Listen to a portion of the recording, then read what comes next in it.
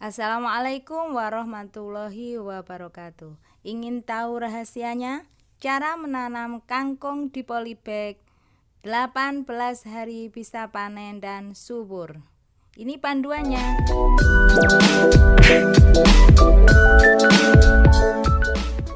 Assalamualaikum warahmatullahi wabarakatuh, teman-teman. Jumpa lagi di sini dalam belajar menanam edisi lomba tanam kangkung tahap kedua Karangkitri menuju kopdar kedua.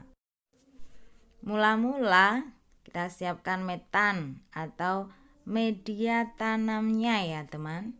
Jika pada lomba tanam kangkung tahap 1 kita menggunakan kotoran hewan dari kambing. Sekarang tahap 2 ini kita menggunakan kotoran hewan ayam yang dicampur dengan sekam 1:1. Kemudian ditambah dengan tanah. Boleh tanah dari sawah maupun tanah dari kebun yang lebih subur, teman. Dan jangan lupa tambahkan pula garam gerasak atau garam dapur sekitar 1 genggam untuk 17 polybag. Semua bahan media tanam kita campur menjadi satu seperti ini. Kita juga bisa menggunakan cara yang lebih hemat, teman, seperti ini. Bekas media tanam kangkung yang sudah dipanen tempo hari, kita kurangi media tanamnya sekitar 1/3 sampai dengan 1/2 bagian. Kita kurangi 1/3 atau setengah bagian. Seperti ini kita ratakan, teman-teman. Kemudian bisa kita tambahkan media tanam yang baru, yaitu kotoran hewan yang dicampur dengan sekam dan tanah, dan juga garam gerasak tadi.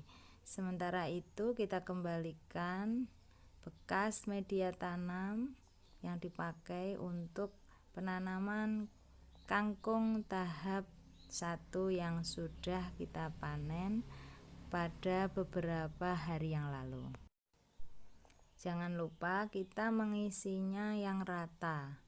Kemudian juga polybagnya atau plastik tempat untuk menanamnya rata, penuh seperti ini, teman-teman.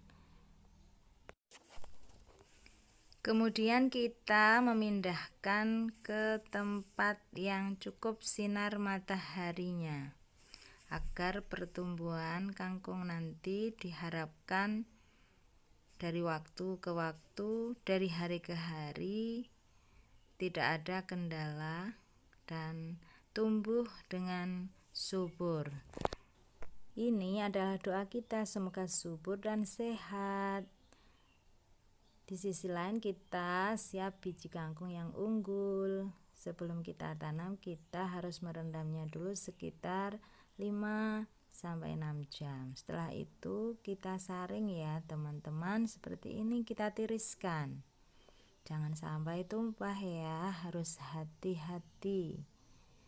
Bisa juga setelah kita saring kita tutup seperti ini. Kita tutup dengan daun atau kain sampai nanti kita tunggu berkecambah.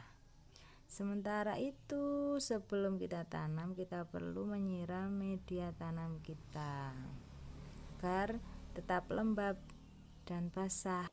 Semoga diharapkan tidak mengganggu pertumbuhan kangkung. Habis itu kita mulai melubangi media tanam kita.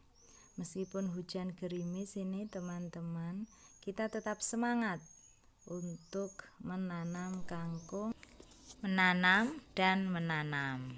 agar supaya pasokan oksigen menjadi cukup dan kita mendapatkan lingkungan yang sejuk, sehat, hijau, dan nyaman. Ingat ya teman, ketika melubangi Media tanam dengan tongkat sakti ini jangan terlalu dalam ya, supaya nanti kangkungnya tidak terhalang oleh timbunan tanah yang berlebihan.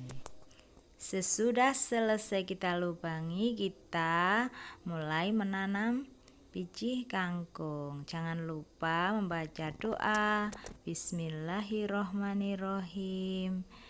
Kita berniat ibadah, kita berniat menanam, kita berniat untuk membuat hijau lingkungan di sekitar rumah kita. Setiap lubang bisa kita isi 2, 3, 4, atau 5 biji kangkung. Jangan terlalu banyak ya teman-teman, agar nanti pertumbuhannya bisa maksimal. Ketika menanam ini kita harus sabar karena biji kangkungnya kecil-kecil loh teman, sehingga kita menghitungnya harus jeli. Jangan sampai kebanyakan ketika kita mengisi lubang-lubang yang sudah kita siapkan di media tanam kita tadi. Kita sambil menanam bisa juga loh sambil bersolawat. Salatullah salamullah ala toha rasulillah. Salatullah salamullah ala yasin habibillah. Tawassalna bismillah wa bilhadi Rasulillah wa kulli mujahidilillah bi ahlil badri ya Allah. Salatullah salamullah ala toha Rasulillah. Salatullah salamullah ala yasin habibillah.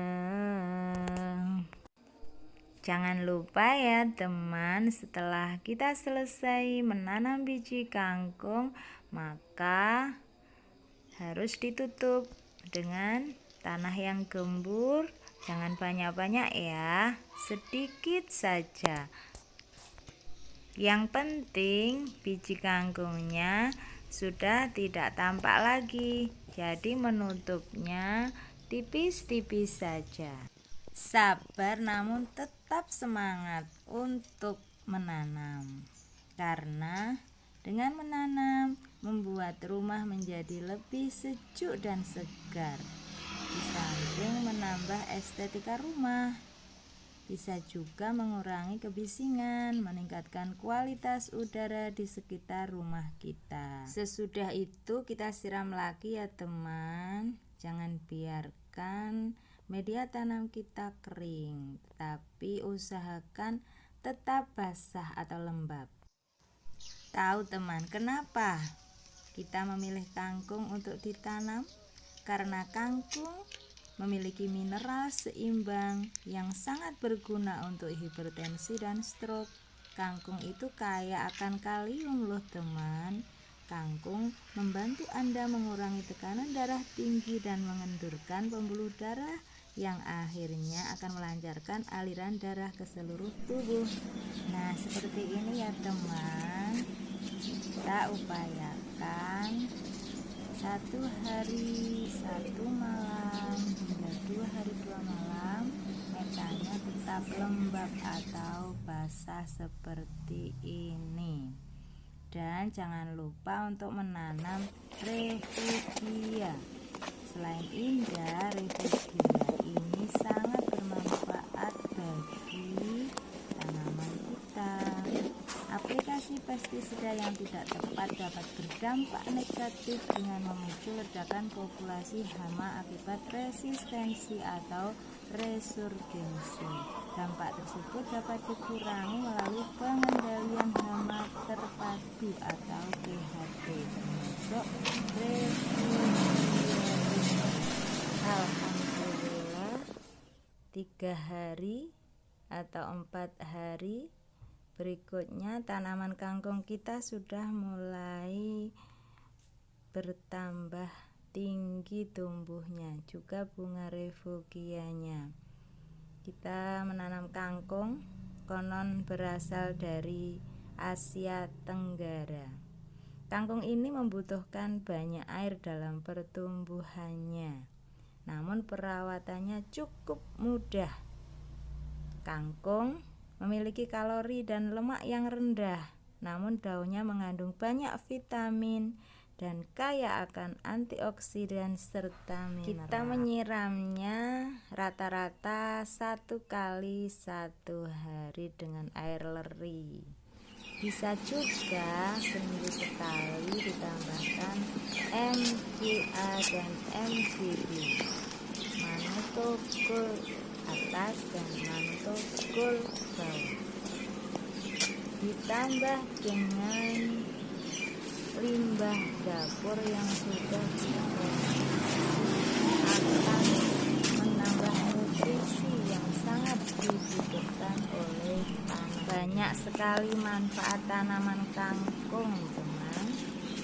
Setiap 1 ons kangkung dapat mencapai 2,2 mg yodium dan seng. Dengan begitu cukup potensial untuk menjadi metode alternatif untuk menyembuhkan anemia. Selain itu, juga dapat digunakan untuk menstabilkan darah, hemoglobin, sehingga Anda tidak merasa pusing atau lemah, bahkan bisa tidur dengan nyenyak. Tekanan darah Anda akan selalu normal dan stabil ketika Anda memasukkan kangkung ini ke dalam menu harian Anda. Syukur, alhamdulillah, ini kira-kira kangkungnya sudah berumur 7 HST. Semakin rimbun, semakin tinggi, dan semakin segar daunnya, hijau cerah. Bunga refugianya juga makin berwarna, membuat hati kita ikut berbunga-bunga. Teman, PHT atau pengendalian hama terpadu dengan memanfaatkan agen hayati termasuk refugia ini.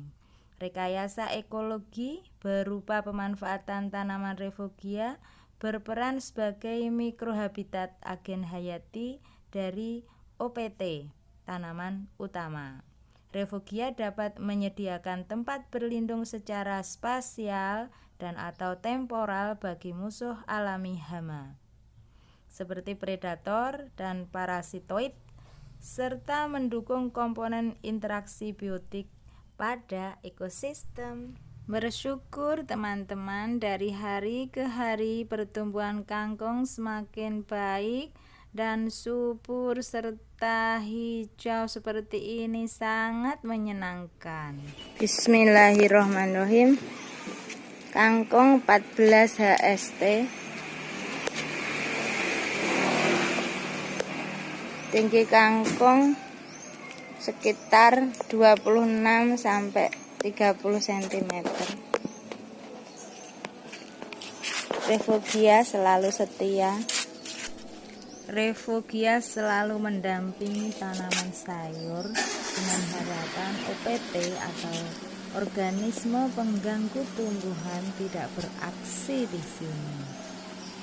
Dan yang terpenting, hatiku berbunga-bunga. Biasanya di sekitar rumah pasti ada pekarangan. Pekarangan adalah lahan terbuka yang terdapat di sekitar rumah tempat tinggal kita. Di masa pandemi, sebagian besar masyarakat sudah bosan tinggal di rumah. Dan untuk mengatasi kebosanan tersebut, salah satunya dapat dilakukan dengan memanfaatkan lahan pekarangan rumah. Seperti ini. Berapapun luas pekarangan kita, pemanfaatan lahan pekarangan akan memberikan banyak manfaat bagi kehidupan keluarga.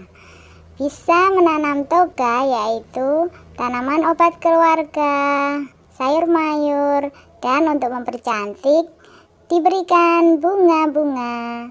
Bisa juga menjadi sumber pangan dan juga sebagai sumber pendapatan. Kesadaran masyarakat saat ini semakin tinggi untuk menjaga kesehatannya dan keluarganya dengan mengkonsumsi sayuran dan buah-buahan serta tanaman obat keluarga yang berkualitas baik. Diharapkan mampu meningkatkan kesehatan keluarga kita semua. Mari makmurkan bumi dengan bertani dan kompak. Kunci sukses kami. Tak dapat dipungkiri lagi bahwa bertani di rumah menjadi salah satu aktivitas yang digemari masyarakat, apalagi selama pandemi COVID-19 atau Corona ini. Ini demi untuk mengisi waktu luang dan menghilangkan stres. Lahan yang sempit bisa dimanfaatkan untuk bertani dengan mengandalkan sistem organik baik horizontal maupun vertikal. Biaya yang dikeluarkan untuk perawatannya pun cukup murah, alias tidak mahal loh teman, lantaran bisa menggunakan bahan-bahan sisa yang tidak terpakai. Media tanamnya pun murah meriah, pupuknya juga pupuk alami. Jadi kita bisa menghemat biaya untuk pembelian pupuk dan tentunya yang paling penting adalah sayuran, buah-buahan, dan tanaman obat keluarga kita sehat. Kita setiap hari selalu menyiram tanaman supaya tumbuh lebih baik. Menyiram tanaman merupakan hal dasar untuk membuat anak-anak hijau ini hidup dan subur. Namun menyiram tanaman juga ada aturannya. Jika berlebihan maka tanaman akan mudah busuk dan mati.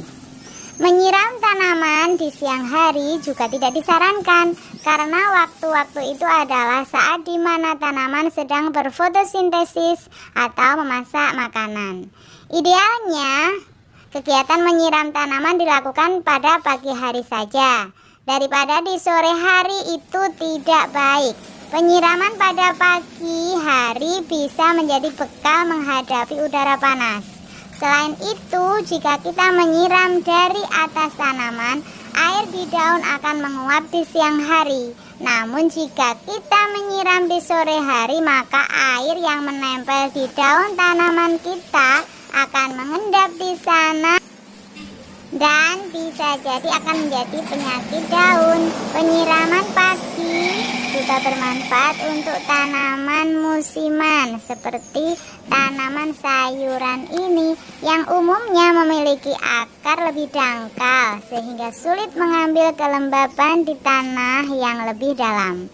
Sering-seringlah mengecek tanaman saat daunnya terlihat terkulai dan layu. Segera siram bagian akar secukupnya. Tanaman yang layu sebelum waktu menyiram tiba bisa terjadi karena penguapan berlebih karena udara panas. Hingga tanaman yang semakin besar dan membutuhkan semakin banyak air. Begitu teman-teman, apalagi saat ini hujan sudah mulai berkurang. Sepertinya musim kemarau telah tiba dan panas yang menyengat akan terjadi hampir setiap hari. Sehingga kita harus lebih intensif mengecek tanaman kita agar tumbuh lebih baik. Teman-teman, perlu kalian ketahui bahwa warna hijau adalah warna yang istimewa. Beberapa tahun silam, yaitu sekitar tahun 2000 sebelum Masehi, sudah ditemukan terapi warna untuk menyembuhkan beberapa penyakit. Terapi yang menggunakan beberapa spektrum warna mampu menciptakan keseimbangan kesehatan bagi tubuh kita. Dan hijau merupakan warna yang sangat dekat dengan alam, yang ternyata dapat menjaga kesehatan bagi tubuh kita itu. Salah satu manfaat yang diterima bagi orang yang sering memandang warna ini adalah tenang atau tidak mudah panik saat menerima tekanan apapun atau tugas kerja apapun yang menumpuk. Hal lainnya yang dapat dirasakan secara tidak langsung antara lain regulasi sel dan jaringan akan berjalan dengan lancar, sehingga metabolisme tubuh akan selalu terjaga. Kalau tidak percaya, buktikan.